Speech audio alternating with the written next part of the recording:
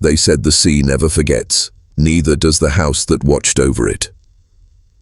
On the edge of a jagged cliff in Massachusetts, 1923, stood St. Elora's Orphanage, cloaked in mist and silence. The building was a crumbling stone beast, once a lighthouse, later a church, and now a prison for unwanted children. Ivy strangled its walls. The bell tower, long rusted, hadn't rung in years, but inside, something whispered. On that rainy morning, a black car arrived through the fog. From it stepped a frail boy, no older than 10, with a stitched leather suitcase and hollow eyes. His name? Samuel Graves. A silent child, pale, serious, the kind of boy that sees too much and speaks too little. The nun who greeted him, Sister Meredith, had a smile that didn't touch her eyes. "You'll find your purpose here, Samuel," she said softly, fingers tightening around the rosary at her waist. "God has plans for special children like you." Inside, the orphanage breathed like a living thing. Floorboards groaned, candles flickered without wind, and behind every crucifix was a shadow that didn't belong. Samuel was led down narrow halls filled with portraits of saints, their eyes scraped off, their frames nailed shut. The other orphans watched him from behind corners, whispering, "He's the one, the boy from the lighthouse." That night, Samuel stood by the window of his assigned room, rain tapping on the glass like bony fingers. Far out at sea, the lighthouse, long decommissioned, blinked once, only once, a light that hadn't shone in over 14 years. Some things are meant to stay silent, especially the ones that remember blood. Midnight. The orphanage slept under a blanket of fog and rot, but Samuel couldn't. He lay stiff in bed, eyes locked on the wooden crucifix above him. The room smelled like old candles and mildew. In the corner, a broken doll sat facing the wall. It hadn't been there earlier. Then it came, a sound that froze the marrow. Dong. One sharp ring from the bell tower. And again. Dong. 2 strikes. But no one ever rang that bell. Sister Meredith had warned the children. That bell is sacred. It rang once during the war, and once, the day Father Morrow vanished. It does not ring anymore. Samuel got out of bed, bare feet touching cold stone floors. He followed the echo through the dark corridors, where the statues of saints seemed to lean a little closer in the moonlight. As he reached the staircase leading up to the bell tower, the air grew colder, thicker. Something unseen moved past him, a sudden gust that carried the scent of burnt hair and candle wax, but he climbed anyway, step by step. At the top, the ancient wooden trapdoor creaked open, on its own. Inside, the bell swung slow and heavy, but no one held the rope. In the corner of the tower, scratched into the stone wall, were 5 names. The first 4 were crossed out. The 5th read, Samuel Graves. He stumbled back, and that's when he saw it. A pale handprint burned into the iron bell. Still steaming, in places where faith runs deep, so does the rot, and sometimes the prayers come from the wrong mouths. The morning after the bell rang, silence hung heavy across St. Elora's, the kind of silence that feels watched. One bed was empty. Anna, 7 years old, quiet, always clutching a worn prayer book, was gone. Sister Meredith said she had been called elsewhere, but the other children knew better. Her shoes were still under the bed. Her rosary, snapped in half, lay beneath her pillow. Samuel didn't ask questions. He listened. And that's when he noticed her. A girl no one had spoken to before. Clara. Long black hair, skin like parchment, eyes too old for a child. She sat in the chapel pews alone, whispering to the stained glass saints. Her lips moved fast, but the words weren't English. Samuel crept closer. The closer he got, the colder the air became. Then he heard it. Pater noster, qui es in inferno, da nobis hodie panem mortuorum. Latin, twisted Latin. Our Father, who art in hell, give us this day the bread of the dead. Clara's voice deepened, not a child's voice anymore. Samuel gasped. Her head turned sharply, like something broken inside her neck. She stared at him, not blinking. "He's awake," she whispered, smiling too wide. The bell opened his room. The crucifix above the chapel door snapped in half and fell face down. Candles blew out, every single one. And Clara? She stood and walked backward, eyes never leaving Samuel, until she vanished into the shadows behind the altar. Every orphanage has its history, but this one kept its past, alive, hung frame by frame. Down the west wing of St. Alora's orphanage stretched a long, forgotten corridor, rarely lit, always cold.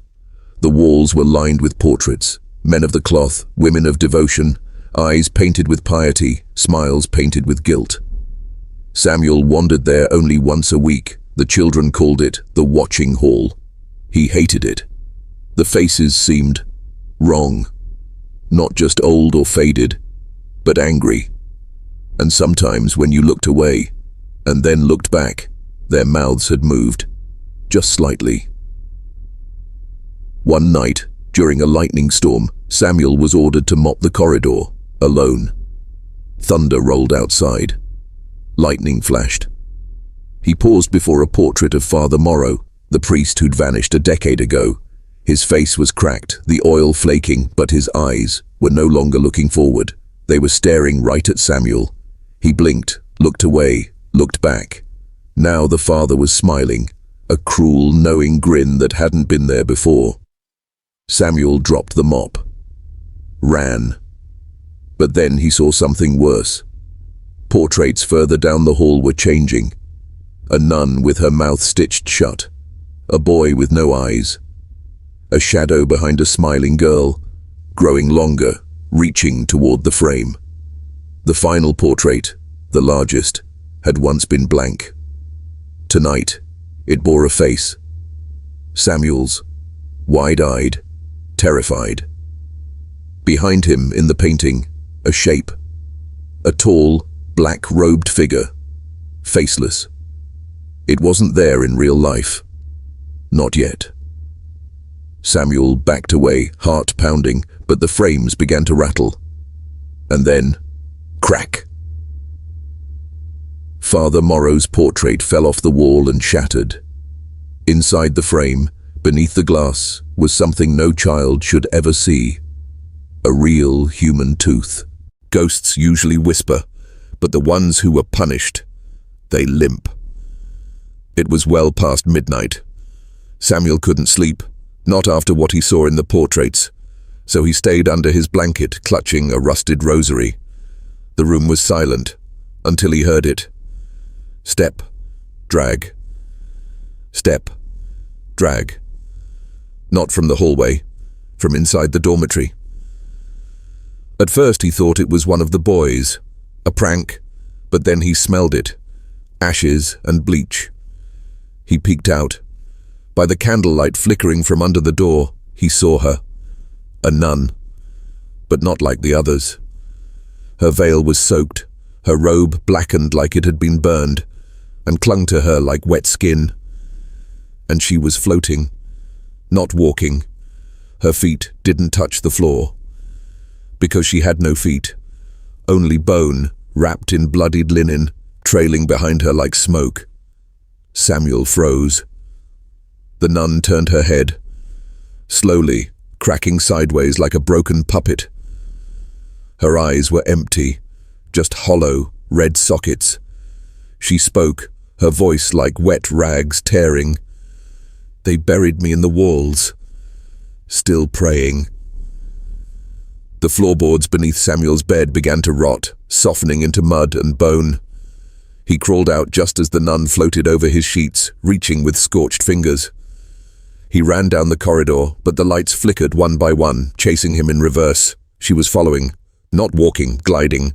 Her veil didn't move in the wind. He ducked into the chapel, slammed the door. Silence. Then, above the altar, The crucifix wept blood. Some children imagine monsters. Others sketch what they've actually seen. At St. Elora's, not every child cried. Some grew quiet. Too quiet. Like Elliot, the pale boy in the corner. 7 years old, didn't speak, didn't blink much either. He spent hours drawing in a spiral-bound notebook made of torn hymn pages and a cardboard cover. No one paid attention, until Samuel noticed what Elliot was sketching. Not angels, not saints, not even other orphans. He was drawing symbols, strange ones, twisted crosses, circles inside circles, eyes without lids, each page darker than the last, each drawing more wrong. One night Samuel leaned in. "Who taught you that?" Elliot didn't answer, but his hand moved fast, almost frantic, like it wasn't him drawing, as if something was guiding his hand. The page filled with a tall figure, with horns curved backward, a long coat made of human skin, and 7 fingers on each hand. At the bottom, written in a child's shaky scrawl, "He watches us from the chapel mirror." Samuel snatched the notebook, but when he looked back, Elliot was gone. Just gone. Not under the bed, not in the hall. Gone like he was erased. They searched the grounds. Nothing. Until the next morning, when Mother Isadora unlocked the chapel and found something drawn on the mirror behind the altar. Elliot's face, but burned into the glass, mouth sewn shut, eyes black, and behind him, that same creature, reaching out as if from the other side. They tried to scrub it clean. It wouldn't come off. Some rooms are built by men, others are built by memories, twisted, buried, and waiting to be found. Samuel had learned to count the cracks in the hallway walls. There were 27 steps from the chapel to the dormitory. He knew every inch of stone and shadow. But that night, step 28 arrived. There was a door, old, crooked, iron handle rusted shut for decades, or so it looked. He'd never seen it before. It wasn't there at supper. It wasn't on the maps Sister Mary drew during fire drills, but now it stood quietly, as if it had always been waiting. The brass placard read, Room 3A. And yet, St. Elora's had no 3rd floor. Samuel's breath fogged in the air, though it wasn't cold. He reached for the knob. It turned too easily. The door opened without a sound. Inside, a narrow corridor lined with beds. Candles floated mid-air, dim and flickering. The walls were covered in portraits of children, orphans, all of them, some with familiar faces, some he swore were his own. Each painting had the same thing scratched in the corner, stayed too long. The last bed at the end of the room had a nameplate. He stepped closer. Samuel, still warm, as if someone had just left it. He backed away, but the corridor grew longer behind him. The door was gone, and behind the paintings he heard whispering, voices of children, crying, begging, warning. Then one candle went out, and another, until only darkness remained, except for the whisper, "You're next." Suddenly, he was outside the door again, back in the hallway, breathing hard. Door gone, not a single crack where it had been. She was the holiest of them all, until she was found face down in sacred water, with her lungs full of something that was not water. Sister Imelda had never missed a prayer in 30 years. She scrubbed the chapel floors on her knees, whispering Latin no one else remembered. They said her rosary beads were carved from the wood of the original crucifix. She was the spiritual spine of St. Elora's. And yet, it was she who broke first. It started when she began sleeping in the chapel. She claimed she heard voices from the baptismal font, not voices of angels, but infants crying, from beneath the water. "Unbaptized souls," she whispered, eyes bloodshot. Still waiting, still screaming. Then one morning she was missing. They found her in the chapel, still dressed in her black habit, floating face down in the baptismal font. No sign of struggle, just stillness. The water was ice cold, smelled like iron, thick as syrup. When they pulled her out, her hands were clasped in prayer. Her eyes were open, and her mouth was overflowing with black feathers. But there were no birds in St. Elora's. The coroner was silent, filed it as self-inflicted drowning. No one asked how she fit her entire body into a basin the size of a bird bath. The children, though, they say she still walks the chapel at night, dripping, muttering, and the font, it hasn't held water since. Every time they refill it, the water vanishes within minutes. But the crying returns. Always. Bells are meant to call the faithful, but this one, it called the forgotten, and it never needed a hand to ring. High above St. Elora's, in a tower no child dared climb, hung a bell that hadn't rung since 1911. It was said the rope had rotted. The staircase had collapsed. No one even remembered the last time someone touched it. Until one night, it tolled. Once, low, bone deep, enough to wake every orphan in their beds. The nuns insisted it was the wind, but the wind doesn't ring bells 12 times at midnight. The next morning, Sister Agnes went missing. They found her veil snagged on a splinter halfway up the broken stairwell to the bell tower. No blood, no body, just the veil, and a single black feather. The children began counting the chimes. Every night the bell rang more times. 3 chimes, then 5, then 7. Each time someone disappeared. First a gardener, then the cook, then a boy named Elias, whose bed was still warm when the sisters took roll. Samuel had been keeping track. By now the bell had rung 12 times, and 12 names were scratched on the underside of his mattress. He was next. That night he didn't sleep. He waited, clutching the wooden rosary he'd carved from a stolen pew. Midnight. Dong. The bell rang once. Dong. Twice. He covered his ears. Dong. A third time. Then silence. He opened his eyes. A feather drifted down from the ceiling. Narrator, quiet, sharp. There was no rope, no wind, no hands, but the bell rang, because it remembered who was owed. It always remembers.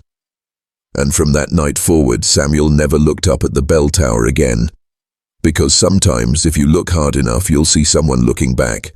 He never spoke, but his silence screamed louder than any voice, and those who heard it never slept again. His name was Daniel, or at least that's what they called him. He arrived at St. Elora's on a storm-soaked Tuesday, wrapped in a wool blanket and silence. No records, no luggage, just a stitched mouth. Real stitches, crude, thick black thread piercing skin like it was burlap. He never cried, never blinked too much, but his eyes, wide, grey, always watching, followed every child in the orphanage, especially at night. The nuns said he was special, a vow of silence perhaps, punishment from a cruel parent maybe, but the children knew better. He had something inside him, something that was trying to get out. One night, Elias dared to snip a stitch. Just one. The very next day, Elias vanished. No struggle, no goodbye. Only a trail of black thread leading to the basement door, tied around the handle like a noose. From that day on, no one went near Daniel, not even the nuns. But the nightmares spread. Children began waking up with blood on their lips and one stitch sewn into their own mouths. It never hurt. But the terror was enough. They tried to move Daniel to another orphanage, but every attempt ended the same. The wagon's wheels shattered, horses bucked and screamed, or worse, the driver forgot how to speak, permanently. Eventually they gave up, locked him in the attic.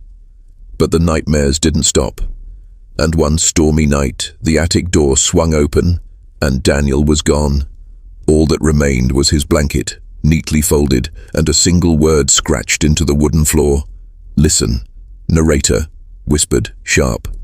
He couldn't speak, but he didn't need to. Silence is louder when it's earned. Not all prayers reach heaven. Some get trapped in the walls, and in St. Elora's chapel, they whisper back.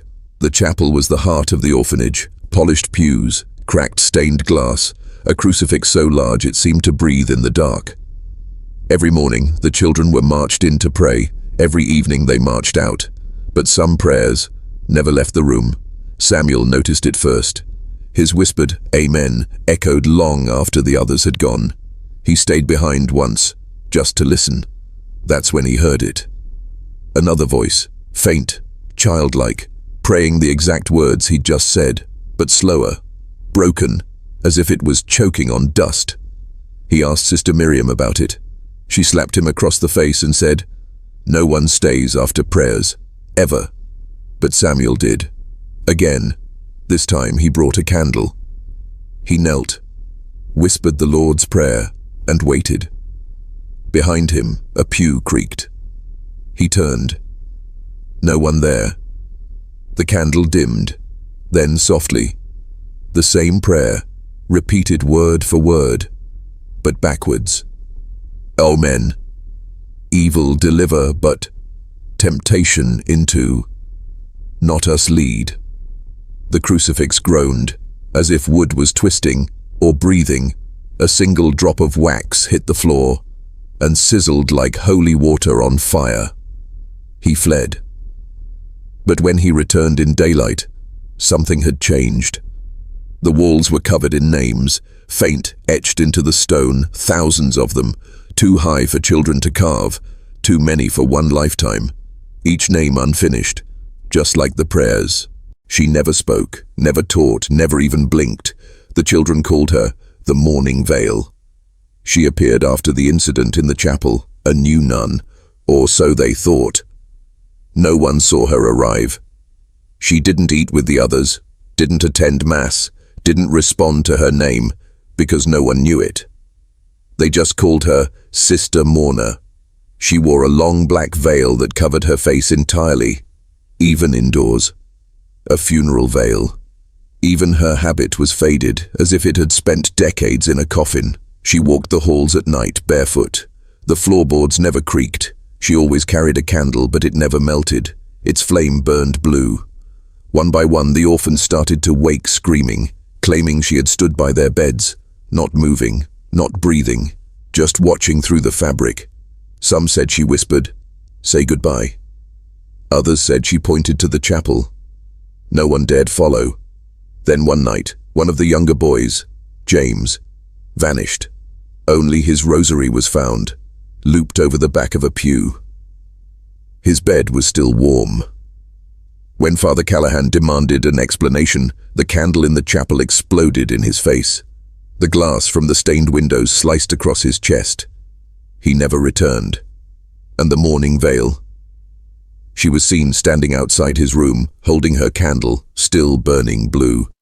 The children began leaving offerings in the hallway, dolls, prayers scribbled on scraps, bread crusts, anything to keep her away. But it never worked for long. She only disappeared when the bell rang 13 times in a row, and after that, another child would vanish. Always with the same message written on their bedsheets. Mourn the living. Pray for the dead. They said time stopped for no one, but in St. Elora's time sometimes rewound, and it always started in the library. The library at the orphanage was never unlocked. Not for the children, not even for the staff. But one stormy evening the key turned by itself. The door opened, revealing rows of dust-choked books, maps no one recognized, and a grandfather clock so tall it touched the ceiling. But this was no ordinary clock. Its pendulum wasn't brass, it was bone. Human bone, femur, polished to an ivory gleam. Instead of numbers, the clock had symbols, etched in Latin, Hebrew, and something unrecognizable. At midnight, the ticking would begin. Even when no one wound it, the children began hearing whispers behind the bookshelves. Some said the books rearranged themselves. Others swore they saw figures between the shelves, not reflections, not shadows, but people who looked exactly like them, only older. Samuel dared to get close to the clock once. As he stared at the pendulum, time slowed. His heartbeat stuttered, then stopped. In those frozen few seconds, he saw something.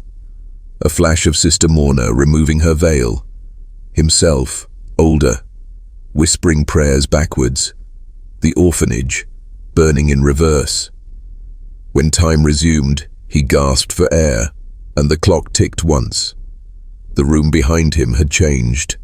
Books on the shelves were now blank. All the ink vanished. And on the wall behind the clock, scratched into the stone, for each second borrowed, a soul is owed. From that night on, the clock began ticking more often, not just at midnight, but at random, when no one was near. And each time it did, a name would vanish from the chapel wall. They called it the West Wing, but no one used it, not since the fire, not since the children went missing. It was sealed with chains, padlocked, boarded up from the inside, but sometimes you'd hear giggles behind the door, not joyful, not innocent, mocking. They echoed through the walls like trapped air inside a coffin. The nuns told everyone it had collapsed, condemned after lightning struck the bell tower above it. But Anna, the new girl, didn't believe that. She'd stare at the door every night from the stairwell, whispering, "Why do I hear my name from behind it?" One night the lock was broken. No one admitted to touching it. The chain lay on the ground, melted at the center, like it had been burned from the inside. Inside the forbidden wing, melted dolls with stitched eyes, beds turned to ash, charred crucifixes still hanging, untouched by flame. The walls were scribbled with Latin prayers, but they were all crossed out. At the end of the hall, a mirror stood, tall, cracked, but not shattered. Anna stepped toward it, and she didn't see herself. She saw dozens of children behind the glass pressed against it, eyes wide, mouths moving silently. One of them had her face, but older, terrified. Anna screamed, and the mirror cracked further. The sound echoed like 100 necks snapping at once. From that day on, no one spoke of the wing, but at night the children could hear things crawling behind the walls, and the floor near the mirror, always warm, always pulsing, as if something on the other side was alive and waiting. Everyone feared Sister Katerina, not because of what she did, but because of what she didn't. She never spoke, she never smiled, and she never blinked. No one remembered when she arrived. There were no records, no letters, no photos, just a tall, pale nun who stood perfectly still in the far pew, watching. Children swore they'd see her in 2 places at once, in the chapel and outside the dormitory window, at the same time. She'd stand beneath the moonlight, head tilted, face expressionless, eyes wide open, and always watching. One night, young Peter tried to test her. He stood inches from her, staring into her unblinking eyes. "Why don't you blink?" he asked. Her mouth didn't move, but something replied, inside his head. A voice, cold, ancient. "Because I do not sleep." He ran, but from that night on, he saw her in his dreams, standing at the foot of his bed, staring, and in the mornings his bedsheets were wet with tears. Not his. One day she vanished. Gone from the chapel, gone from the grounds, but her pew was soaked in something thick and dark, not blood, ink. Inside the chapel's Bible, a single page had been torn out. In its place, scrawled in red, "She watched the sinners until they could no longer bear to see themselves." Later, the children found an old oil painting behind the altar, a nun, unblinking, unsmiling, but it was dated 1859. And in the corner of the frame, barely visible, Sister Katerina, the warden of the veil. There was once a choir in St. Agatha's. Children sang hymns that floated like incense through the chapel until one winter their voices were taken. It happened after midnight mass. The children returned to their dorms laughing, glowing in candlelight. But by dawn, every singer had gone mute. Not a scream, not a whisper, just breathless horror. The nuns claimed it was punishment, for pride, for vanity. But the truth was darker. The choir loft had always been forbidden after dusk. They said it echoed too long, that if you sang there at night your voice wouldn't return to you. It would go somewhere else. Brother Thomas, the choir master, was the first to vanish. They found only his cassock soaked in wax stuck to the organ bench, and then the notes began. Every evening at 3:33 a.m., the chapel organ played itself. Low, dragging chords, notes that didn't belong to any known hymn. One night, little Clara climbed to the loft to investigate. She found sheet music, not written in ink, but in ashes. The title, Laudes Mortuorum, the praise of the dead. The notes were clawed into the parchment, and when Clara hummed the first line, her mouth opened, but no sound came, only flies. She collapsed, and the room echoed with something impossible, the voices of all the children who had vanished. Singing, pleading, crying, from somewhere deep beneath the floorboards. The nuns sealed the loft, nailed it shut, and burned every hymnal, but the melody remained. It hummed from the cracks in the walls. It leaked from the drains, and it entered the dreams of every child who ever dared to hum again. Stories are meant to be told by the living, but at St. Agatha's, some stories told themselves. It started with an old diary, found buried behind the headmistress's desk. Leather-bound, chained shut. The title etched in Latin, Verba Mortis, the words of the dead. No one could explain how it got there, and no one had the key. But every night, when the clock struck 4 o'clock a.m., the diary unlocked itself. Pages flipped. Blank sheets trembled. And then, the ink flowed. From nowhere. It wrote in a language none of the children understood. Spidery glyphs, impossible angles. But little Elise, she read it. She said the words whispered to her in her sleep. She translated a few lines before the nuns took her away. Her last words. It's not ink. It's memory. It's writing what the building remembers. After that, every child who touched the book changed. One boy gouged his eyes out after reading just a paragraph. Another claimed the diary was writing his future. His own death described in graphic detail, dated for the next full moon. They tried to burn it, but the flames danced around it. It refused to char. They buried it in the cellar beneath the chapel. And yet the next morning, it was back on the desk, open, fresh ink, still wet. And this time, in English, I remember you. In every orphanage, there's always one room that stays locked. But at St. Agatha's, one room locked itself. They called it the doll-maker's room. Tucked behind a splintered corridor, no longer on the building's blueprints, it hadn't been opened in decades. The nuns warned, no child is to enter, no one speaks of the doll-maker. But curiosity is a cruel gift. One boy, Samuel, found a rusted key buried beneath the chapel steps, wrapped in lace, soaked in perfume that hadn't faded in 50 years. He followed the scent, down the hallway that shouldn't exist. And there it was, a door that pulsed like a heartbeat, heavy, crooked, waiting. Inside, dozens of dolls, hundreds, all hand-stitched, all made of flesh. Each wore a child's name pinned to its chest. And each one looked real, too real. Eyeballs glistened, hair grew, one even blinked. In the center of the room sat a rocking chair, and in it, a figure, pale hands forever sewing, mouth stitched shut, eyes made of black buttons, the doll-maker. Samuel screamed. The dolls turned. Their heads creaked as one. He ran. He swore they followed him, crawling, whispering, begging him to take them back to the living. The nuns found him days later under his bed, rocking back and forth, clutching a doll that looked exactly like himself. They burned the room that night, but the ashes didn't scatter. They walked, formed shapes, and rebuilt. A week later, the door returned, with a new name carved into the wood. Samuel.